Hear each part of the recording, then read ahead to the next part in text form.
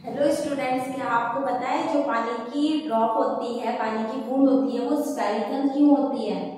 अब आप सोचोगे स्फेरिकल इसलिए होती है क्योंकि सरफेस टेंशन है। अब वो तो सही है, सरफेस टेंशन है, ये फिजिक्स के थ्रू सरफेस टेंशन है। अगर हम केमिस्ट्री में आए तो हमें पता है कि जो हमारा वाटर होता है उसका वाटर का वो H2O होता है। अब हमें पता है कि जो ऑक्सीजन की इलेक्ट्रोनेगेटिविटी होती है, ऑक्सीजन की इलेक्ट्रोनेगेटिविटी होती है हमारी 3.5, और जो हाइड्रोजन होता है इसकी जो हमारी इलेक्ट्रोनेगेटिविटी होती है वो कितनी होती है, हमारी 2.1 होती है। अब जो ऑक्सीजन है वो ज्यादा इलेक्ट्रोनेगेटिव है तो वो क्या करेगा, इलेक्ट्रॉन को अपनी साइड अट्रैक्ट करेगा, और जब वो इलेक्ट्रॉन को अपनी साइड अट्रैक्ट करेगा तो जो हमारा ऑक्सीजन है उसके ऊपर पार्शियल नेगेटिव और जो हमारा हाइड्रोजन है उसके ऊपर हमारा पार्शियल पॉजिटिव चार्ज आ जाएगा। हमें ये भी पता है कि जो अपोजिट चार्ज होते हैं वो एक दूसरे को क्या करते हैं, अपनी तरफ अट्रैक्ट करते हैं। अब जो पानी का हमने सैंपल लिया है उसमें क्या होंगे, पानी के बहुत सारे मॉलिक्यूल होंगे। अब जैसे कि एक ये है, ऐसे यहाँ पे पानी का एक और मॉलिक्यूल होगा, इसके ऊपर भी पार्शियल नेगेटिव है, ये पार्शियल पॉजिटिव, ये भी पार्शियल पॉजिटिव।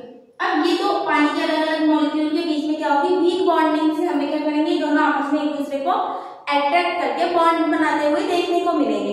अब इनके बीच में जो बॉन्डिंग हुई वो क्या हुई, हमारी हाइड्रोजन बॉन्डिंग हुई।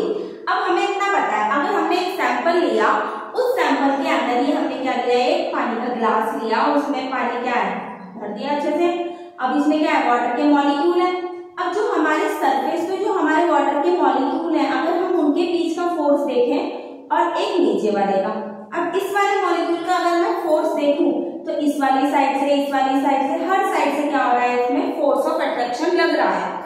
लेकिन जो मेरा सरफेस पर है, सरफेस पे जो हमारा फोर्स लग रहा है वो क्या है, इस वाली साइड से, इस वाली साइड से और नीचे वाली साइड से फोर्स हमें देखने को मिल रहा है। अब जो हमारा सरफेस पर पानी का मॉलिक्यूल है वो क्या कर रहा है, ऊपर वाली साइड से तो फोर्स को फेस नहीं कर रहा, लेकिन नीचे वाली साइड से क्या कर रहा है, फोर्स को फील कर रहा है। अब जब वो नीचे वाली साइड से फोर्स को फील कर रहा है तो धीरे धीरे क्या करेगा, वो अपने आप को नीचे की साइड क्या करेगा, खींचेगा वो फोर्स से। तो इसलिए जो हमारे पानी की मॉलिक्यूल होता है उसकी जो बूंद होती है वो हमें स्फेरिकल देखने को मिलती है। अगर हम सिंपल लैंग्वेज में गए तो ये क्या करता है, अपने जो वाटर होता है वो खुद को स्टेबल करने के लिए क्या कर देता है, अपनी शेप को स्फेरिकल फॉर्म में चेंज कर देता है। वो हमें पता चल गया कि जो हमारे वाटर की यानी कि पानी की जो बूंद होती है वो स्फेरिकल क्यों देखने को मिलती है। Thank you.